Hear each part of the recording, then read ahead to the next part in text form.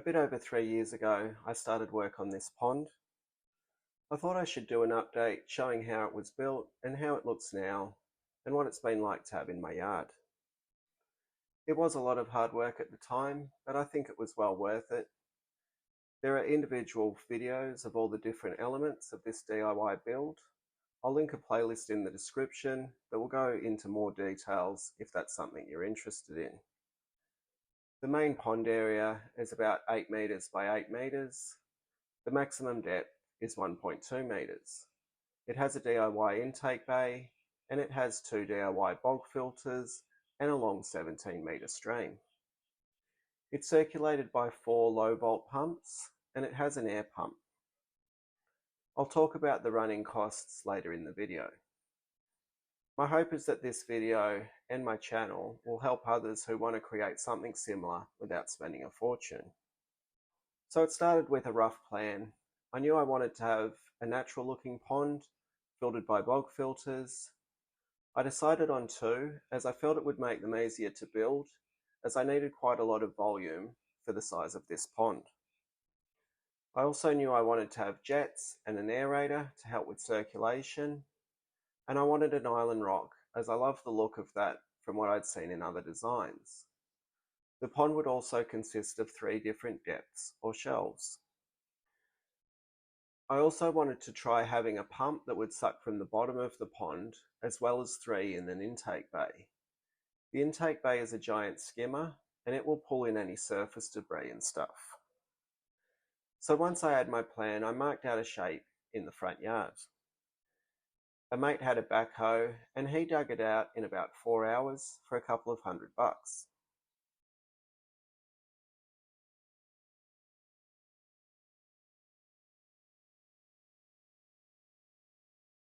Here you can see the high-tech leveling equipment we used.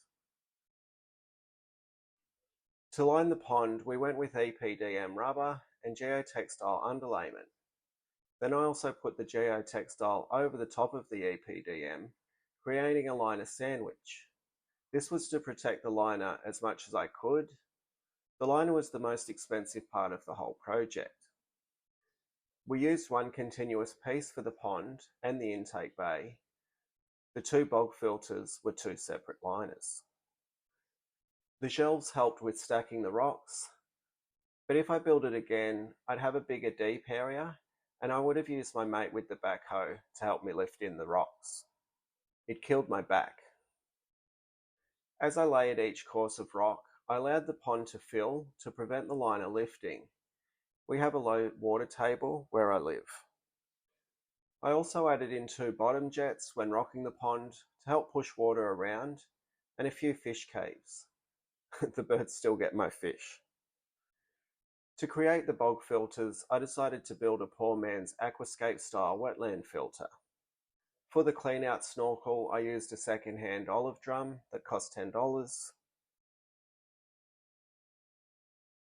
And for the centipede module, I used this Everhard trench liner.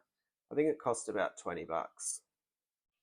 And of course, I had to cut a hole in the barrel to fit them together.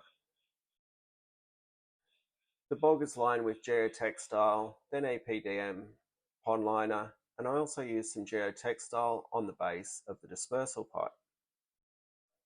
The rigid white PVC is the input from the pond's intake bay, which we'll take a look at in a second.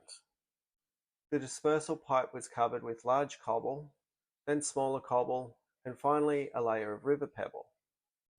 I didn't use aqua blocks as I decided for these narrow bogs I created it was unnecessary, and so far it hasn't come back to bite me in the bum. Both the bogs have about 60 centimeters or 2 foot of water over the top of the pebble. They provide a good area or refuge for smaller fish and fry. I get good sedimentation occurring even without the aqua blocks, but I don't have a huge number of fish, so keep that in mind. I recently made a video on a clean and flush on this filter, so if you're interested, you can find that by scrolling through the previous uploads. The maintenance on this pond's pretty minimal.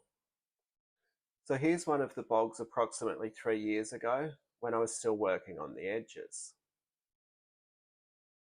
and here's how it looks today.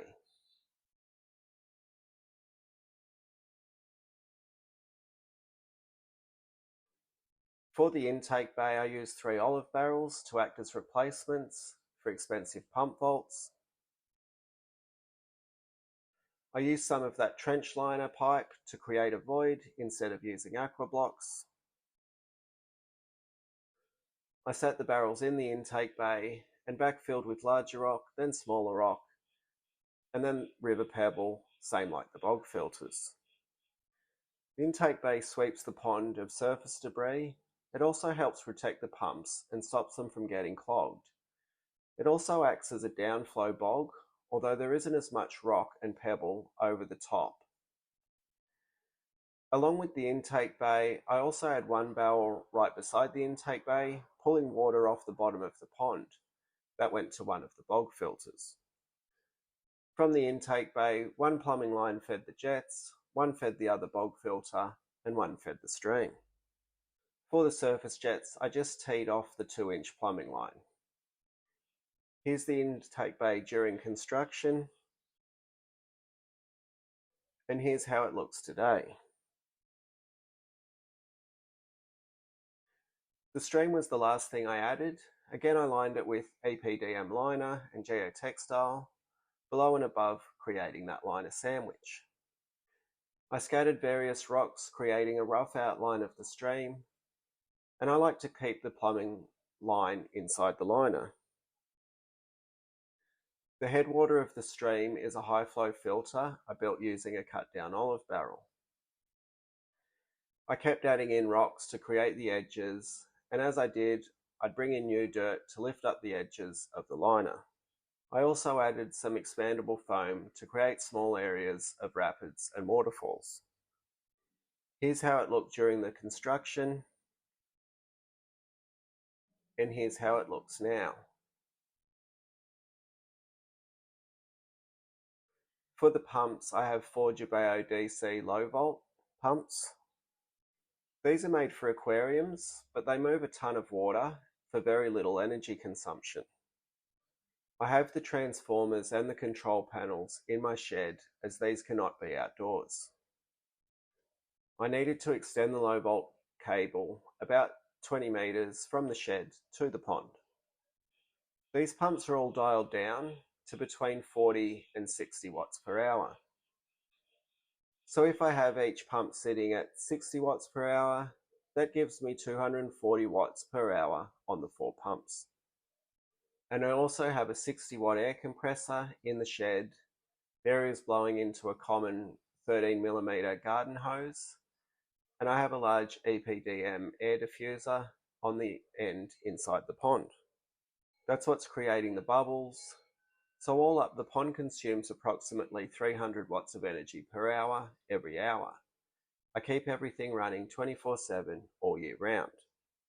My peak energy rate is about 50 cents per kilowatt, but I also have solar and a lower off-peak rate. But for argument's sake, let's just say that it's a blanket 30 cents per kilowatt. So 300 watts times 24 hours gives me 7.2 kilowatts per day. 7.2 kilowatts times 30 cents gives me $2.16 every day to run the pond. For the amount of happiness it brings me, that's well worth it. I used to be a smoker, and this is way cheaper and healthier. Anyway, that's how I built the big pond of this landscape in my front yard. I have other videos showing how I built this lower stream section that flows into another pond that sits under my living room window. Maybe that interests you, maybe it doesn't, but you can find the videos of that build in my previous uploads. Anyway, I thought I'd wrap up this video that's already too long with just some footage of the pond pretty much as soon as I finished it, along with some footage taken yesterday. I hope this video and the playlist in the description is helpful for anyone looking to create something similar. Anyway, I'll sign off for now and leave you with some footage of before and after. Thanks for watching. See ya.